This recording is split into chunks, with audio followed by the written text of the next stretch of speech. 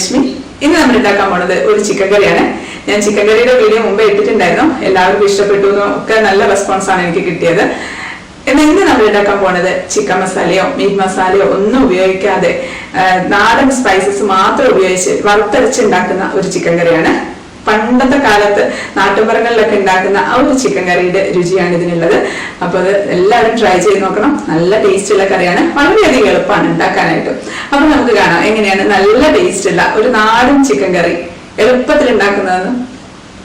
അപ്പോൾ വറുത്തരച്ച ചിക്കൻ കറി ഉണ്ടാക്കാം. അതിന് വേണ്ടിയിട്ട് 1/2 കിലോ ചിക്കനാണ് എടുത്തു വെച്ചിട്ടുള്ളത്. ഇത് നന്നായിട്ട് വൃത്തിയായിട്ട് കഴുകി എടുത്തു വെച്ചിട്ടുള്ളതാണ്. ചിക്കൻ ഒന്ന് മാരിനേറ്റ് ചെയ്യാനായിട്ട് മുളക് പൊടിയൊക്കെ ഒന്ന് ചൂടാക്കി എടുക്കാം. 3 ടീസ്പൂണാണ് മുളക് പൊടി എടുക്കുന്നത്. മല്ലിപ്പൊടിയാണ് 5 ടീസ്പൂൺ മല്ലിപ്പൊടി ഇടുകയാണ്. 1/4 ടീസ്പൂൺ മഞ്ഞൾപ്പൊടി. എപ്പോഴും ഇത് ഓണാക്കിയിട്ട് പൊടി ഇടരുത്. അപ്പം പൊടി ആദ്യം ഇടുന്ന പൊടി അങ്ങ് കരിഞ്ഞു പോകും. അത് നന്നായിട്ടൊന്ന് മൂത്ത് വരണം. നല്ല മൂത്ത മണം വരുമ്പോൾ നമുക്ക് ഓഫാക്കാം. ഇതിപ്പോൾ ഒരു 2-3 മിനിറ്റ് ഒക്കെ ആയിട്ടുണ്ട്. ഞാൻ ഓഫാക്കുകയാണ്. നല്ല മൂത്ത മണം വരും ഇത് നമ്മൾ വറക്കുന്ന സമയത്ത്. ആ സമയത്ത് ഓഫാക്കി കൊടുത്താൽ മതി. നമ്മൾ ചിക്കൻ പെരട്ടൊക്കെ ഉണ്ടാക്കുമ്പോൾ വറുത്തില്ല, അതുപോലെ ഓഫ് ചെയ്തിട്ടുണ്ടെങ്കിലും കുറച്ച് സമയം ഇറക്കി കൊടുക്കണം. അല്ലാന്നുണ്ടെങ്കിൽ കരിഞ്ഞു പോകും.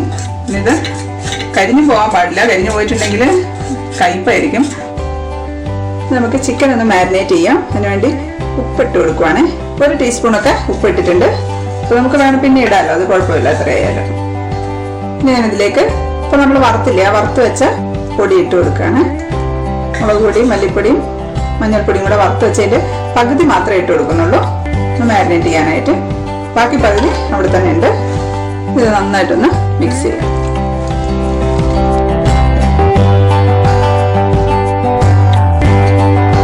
ചിക്കനെല്ലാം നന്നായിട്ട് വരണ്ട് വന്നിട്ടുണ്ട്. നമുക്കത് അരമണിക്കൂറെങ്കിലും ഒന്ന് മാരിനേറ്റ് ചെയ്യാൻ വെക്കാം. അരമണിക്കൂർ മാരിനേറ്റ് ചെയ്യാൻ വെച്ചാലാണ് നല്ല ടേസ്റ്റ് ഉണ്ടാവുള്ളൂ. ചിക്കനൊക്കെ കുറച്ച് നല്ല സോഫ്റ്റ് ആവാനും ഒക്കെ വേണ്ടി അങ്ങനെ മാരിനേറ്റ് ചെയ്യുന്നത്. ഇനി നമുക്ക് സവാളയും തക്കാളിയും പച്ചമുളകൊക്കെ ഒന്ന് മുറിച്ചെടുക്കാം. 4 സവാളയാണ് എടുത്തിട്ടുള്ളത്. ഇപ്പം 3-4 എണ്ണം എടുക്കാം നിങ്ങൾ വലുപ്പത്തിനനുസരിച്ച്. 1 തക്കാളി മതി. തക്കാളി അധികം ആയി കഴിഞ്ഞാൽ ടേസ്റ്റ് ഉണ്ടാവില്ല. ഒരു ചെറിയ തക്കാളിയാണിത്. പിന്നെ 4 പച്ചമുളക്, 5-6 അല്ലി വെളുത്തുള്ളി, 1 ഇഞ്ച് കഷ്ണം ഇഞ്ചി. ഇത് നമുക്ക് എല്ലാം വേറെ വേറെ ഒന്ന് മുറിച്ചെടുത്ത് വെക്കാം. നല്ല തിന്നായിട്ട് തന്നെ അരിഞ്ഞു വെക്കാമില്ല. നമുക്ക് ചിക്കൻ കറി വെക്കാം. ഞാൻ കുക്കറിലാണ് വെക്കുന്നത്, പെട്ടെന്ന് ഉണ്ടാക്കാൻ പറ്റും. അതുകൊണ്ട് വെളിച്ചെണ്ണ ഒഴിച്ചു കൊടുക്കാം. നമ്മൾ നാടൻ ചിക്കൻ കറി ഉണ്ടാക്കുന്നത് അപ്പം വെളിച്ചെണ്ണ തന്നെ ഉപയോഗിക്കണം. ഞാൻ 1 ടേബിൾ സ്പൂണൊക്കെ ഒഴിച്ചിട്ടുണ്ട്. പിന്നെ ആവശ്യമുണ്ടെങ്കിൽ പിന്നെ ഒഴിച്ചു കൊടുക്കാം. ഇത് ഞാൻ ചെറുതാക്കി മുറിച്ച് വെച്ചിട്ടുള്ള തേങ്ങാ കഷ്ണങ്ങളാണ്. അത് ഓപ്ഷണലാണ്, വേണമെങ്കിൽ ഇട്ടാൽ മതി. ഞാൻ പക്ഷേ ഇടാറുണ്ട്. കറിയിലേക്ക് പ്രത്യേക ടേസ്റ്റാണ്. തേങ്ങാക്കൂട് കടിക്കുമ്പോൾ ഞാൻ ഇട്ട് കൊടുക്കുകയാണ്.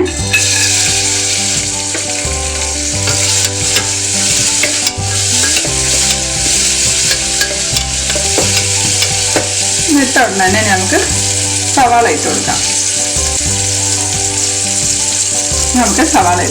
സവാള ചെറുതാക്കി അരിഞ്ഞ് വെച്ചിരിക്കുന്നതാണ്. ഇതിൻ്റെ കൂടെ തന്നെ മുറിച്ച് വെച്ചിരിക്കുന്ന പച്ചമുളക്, 2ആയിട്ട് മുറിച്ച വെളുത്തുള്ളി, ഇഞ്ചി കഷ്ണങ്ങൾ ഇട്ട് കൊടുത്തിട്ടുണ്ട്. ഇനി 1 തണ്ട് കറിവേപ്പിലയും കൂടി.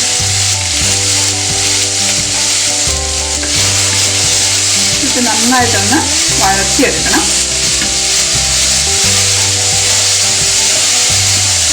ആദ്യം ഇത് വഴറ്റുന്ന സമയത്ത് ആദ്യം ഹൈ ഫ്ലെയിമിൽ വെച്ചിട്ട് ഇളക്കി കൊടുത്താൽ മതി ഇടയ്ക്ക്. അത് കഴിയുമ്പോൾ നമുക്കതൊന്ന് ലോ ഫ്ലെയിമിലേക്ക് മാറ്റി അല്ലെങ്കിൽ മീഡിയം ഫ്ലെയിമിലോ വെച്ചിട്ട് നമുക്ക് വഴറ്റിയെടുക്കാം. ഇത് വെളിച്ചെണ്ണ കുറച്ചും കൂടെ വേണ്ടി വരും. ഞാൻ കുറച്ചുകൂടെ വെളിച്ചെണ്ണ ഒഴിക്കുകയാണ്.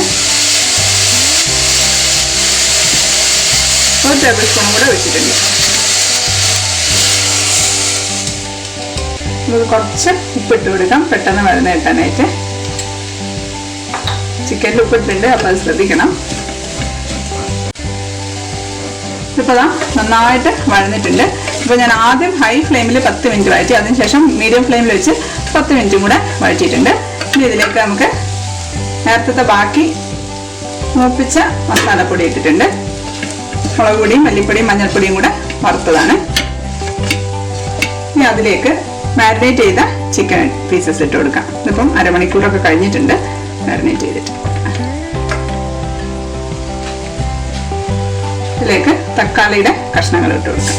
തക്കാളി അധികം ആയി പോകാൻ പാടില്ല, അത് പ്രത്യേകിച്ച് ശ്രദ്ധിക്കണം. ഇത് നന്നായിട്ടൊന്ന് ഇളക്കാം.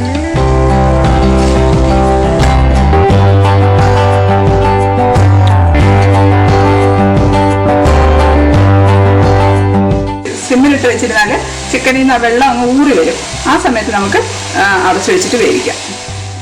ഇതിപ്പോൾ ചിക്കനിൽ നിന്നൊക്കെ വെള്ളം ഊറി വന്നിട്ടുണ്ട്. ഇതുകൊണ്ട് കാണുമ്പോൾ നിങ്ങൾക്ക് മനസ്സിലായി. നിങ്ങൾക്ക് സമയമില്ലാന്നുണ്ടെങ്കിൽ അങ്ങനെ തന്നെ വേവിക്കാൻ വെക്കാം, ഇങ്ങനെ വെക്കണമെന്നില്ല. സമയമുണ്ട്, കുറച്ചുകൂടി ടേസ്റ്റ് ഇങ്ങനെ വെക്കുമ്പോഴാണ്. നമുക്കിതിലേക്ക് ചൂടുവെള്ളം ഒഴിച്ചു കൊടുക്കാം. ഞാനിപ്പോൾ 1 കപ്പൊക്കെ വെള്ളം ഒഴിച്ചിട്ടുണ്ട്. എത്രയാണോ ഗ്രേവി വേണ്ടത് അതിനനുസരിച്ച് ഒഴിച്ചു കൊടുത്താൽ മതി. ഒരുപാട് വെള്ളമായി പോണ്ട, ചിക്കൻ്റെ താഴെ നിന്നാൽ മതി വെള്ളം. വെള്ളം ഉണ്ടാവുകയും വേണം. പിന്നെ ചിക്കനിൽ നിന്നൊക്കെ വെള്ളം ഇറങ്ങും. ഇങ്ങനെ വെക്കുന്ന സമയത്ത് നമ്മൾ ചിക്കൻ മസാല പൗഡർ ഒന്നും ഇടുന്നില്ല.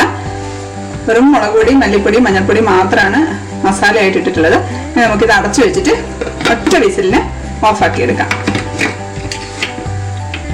ഒറ്റ വിസിലിന് തന്നെ ഓഫാക്കണം, അല്ലെങ്കിൽ ചിക്കൻ അങ്ങ് ഒരുപാട് വെന്തു പോവും. ചിക്കൻ അവിടെ ആവുന്നുണ്ട്. ആ സമയത്ത് നമുക്ക് തേങ്ങ ഒന്ന് വറുത്തെടുക്കാം. ഒരു 1.5 കപ്പ് തേങ്ങ എടുത്തിട്ടുണ്ട്. ഇനി അതിലേക്ക് 1 കഷ്ണം പട്ട ചെറുതായിട്ട് മുറിച്ചിട്ടതാണ്. ഒരു 3 ഏലക്ക ഞാൻ അങ്ങനെ തന്നെയാണ് ഇടുന്നത്. പിന്നെ ഞാൻ തൊലി കളയും.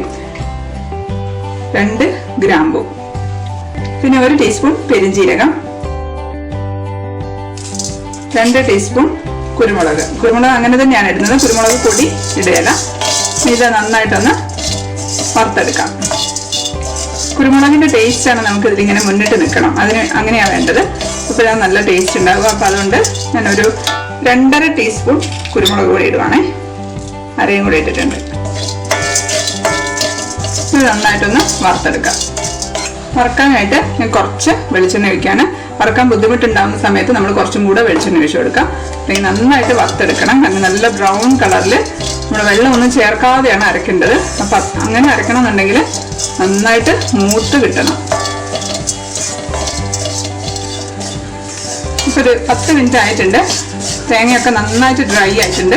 ഇനി നമുക്ക് കുറച്ച് വെളിച്ചെണ്ണ ഒഴിച്ചു കൊടുക്കാം. ഇളക്കാനായിട്ട് ഒരു ബുദ്ധിമുട്ട് ഉണ്ട്. വെളിച്ചെണ്ണ ഒഴിച്ചാൽ പെട്ടെന്ന് നമുക്ക് മൂത്ത് കിട്ടും. ചിക്കൻ വേവിക്കാൻ വെച്ചപ്പോൾ മസാല ഒന്നും ചേർത്തിട്ടില്ല. ഈ ഒരു മസാലയാണുള്ളത്. കുരുമുളകിൻ്റെ ടേസ്റ്റ് ഇത്തിരിയാണ് മുന്നോട്ട് നിൽക്കുമ്പോഴാണ് ടേസ്റ്റ് കേട്ടോ. അതിന് എരിവ് കൂടുതൽ കഴിക്കാൻ ഇഷ്ടമുള്ളവരാണെന്നുണ്ടെങ്കിൽ കുറച്ചുകൂടി കുരുമുളക് ഇട്ട് കൊടുക്കാം.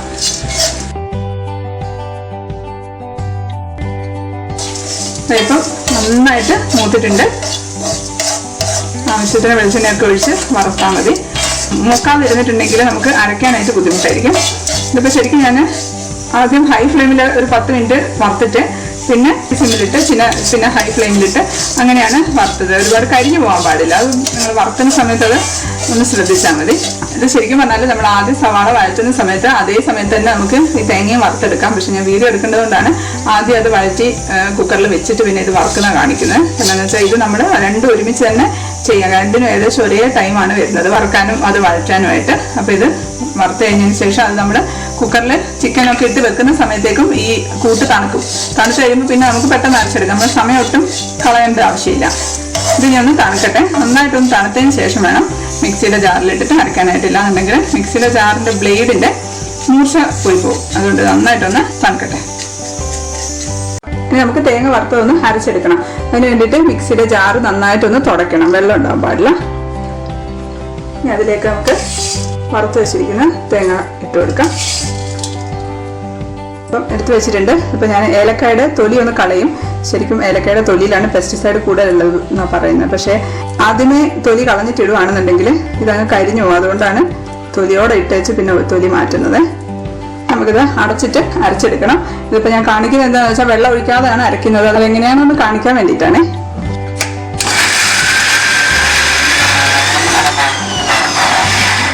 ഇപ്പോൾ കുറച്ച് അരയ്ക്കുമ്പോഴത്തേക്കും ഇത് സൈഡിലൊക്കെ അങ്ങ് പോയി അരയാനായിട്ട് ബുദ്ധിമുട്ടായിരിക്കും. അപ്പോൾ ഒന്ന് തട്ടിക്കൊടുത്ത് ഒരു സ്പൂൺ വെച്ച് സൈഡിൽ നിന്ന് ഇങ്ങനെ തട്ടിക്കൊടുക്കാം.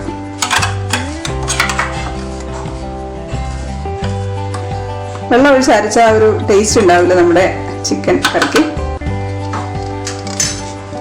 ഒന്നുകൂടെ അരയ്ക്കാം.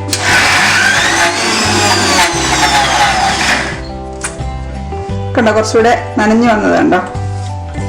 ഒന്നുകൂടെ തട്ടിയിട്ട് അങ്ങ് അരയ്ക്കുമ്പോഴത്തേക്കും നന്നായിട്ടങ്ങ് എണ്ണ തെളിഞ്ഞ് വന്നോളൂ.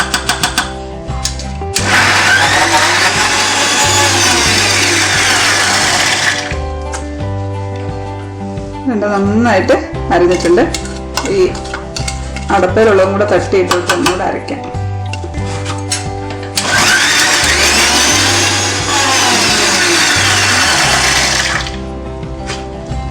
നന്നായിട്ട് അരഞ്ഞിട്ടുണ്ട്. ഇത് തേങ്ങ തണുത്തതിന് ശേഷം വേണം അരയ്ക്കാനായിട്ട്, അല്ലാന്നുണ്ടെങ്കിൽ ഇപ്പം അരയ്ക്കുന്ന സമയത്ത് ഒന്ന് ചൂടാവുകയും ചെയ്യും. അപ്പോൾ ബ്ലേഡിന്റെ മൂർച്ച കുറഞ്ഞു പോകും. വെള്ളം ഒട്ടും ഒഴിക്കാണ്ടാണ് നമ്മൾ അരച്ചിട്ടുള്ളത്. ഇങ്ങനെ വേണം വറുത്ത തേങ്ങ അരച്ചെടുക്കാനായിട്ട്. ഇപ്പോൾ ഒറ്റ വിസിലിന് ഓഫാക്കിയിട്ടുണ്ട്. പ്രഷറൊക്കെ പോയിട്ടുണ്ട്. ഒന്ന് തുറക്കാം.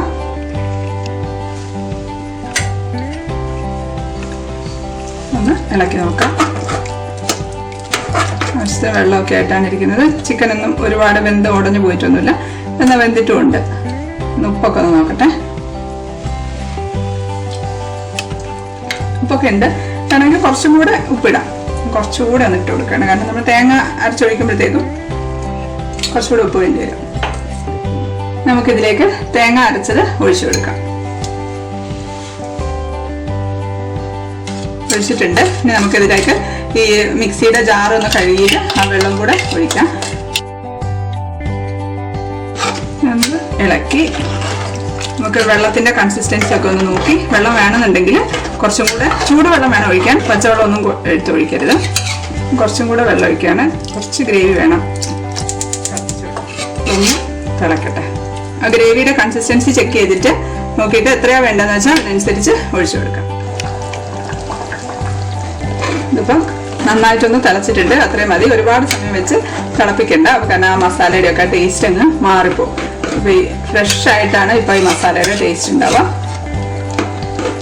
നമുക്ക് ഇതിലേക്ക് കറിവേപ്പില ഇട്ട് കൊടുക്കാം. കറിവേപ്പില മാത്രമേ ഇടാവുള്ളൂ, മല്ലിയില ഇടരുത്. കാരണം ഒരു നാടൻ കറിയാണ്, നല്ല ടേസ്റ്റ് ഉള്ളൊരു കറിയാണ്. ഞാൻ ഓഫാക്കാണ്. പിന്നെ ഇത് നമുക്ക് അടച്ചു വെക്കണം. കുറച്ച് സമയം അടച്ചു വെച്ച് മസാലയുടെ ടേസ്റ്റ് ഒക്കെ ചിക്കനിലേക്ക് പിടിക്കും. കുറച്ച് സമയം നമുക്ക് അടച്ചു വെക്കാം. ഇപ്പം 5 മിനിറ്റ് അടച്ചു വെച്ചിട്ട് തുറന്നു നോക്കാം. എണ്ണയൊക്കെ നന്നായിട്ട് തെളിഞ്ഞു വന്നിട്ടുണ്ട്. കണ്ട, ഞാനൊന്ന് സെർവ് ചെയ്യണേ. അപ്പോൾ ഇത് നമ്മുടെ വറുത്തരച്ച നല്ല നാടൻ കോഴിക്കറി റെഡി ആയിട്ടുണ്ട്. എല്ലാവരും ട്രൈ ചെയ്ത് നോക്കുക. വീഡിയോ ഇഷ്ടപ്പെട്ടാൽ ലൈക്ക് ചെയ്യണം. ഇനിയും സബ്സ്ക്രൈബ് ചെയ്തിട്ടില്ല എന്നുണ്ടെങ്കിൽ സബ്സ്ക്രൈബ് ചെയ്യാൻ മറക്കരുത്. അടുത്ത വീഡിയോയിൽ കാണാം. Stay happy, stay positive. By.